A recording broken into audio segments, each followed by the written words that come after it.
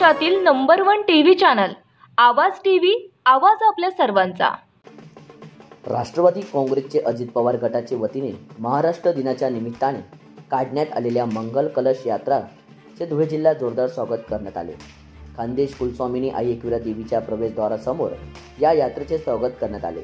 महाराष्ट्र दिनानिमित्त 1 ते 4 मे ह्या कालावधीत गौरवशाली महाराष्ट्र महोत्सवाचे आयोजन करण्यात आले आहे। या महत्त्वाच्या निमित्ताने संपूर्ण राज्यात महाराष्ट्र गौरव रथ मंगल कलश यात्रा काढण्यात येत आहे।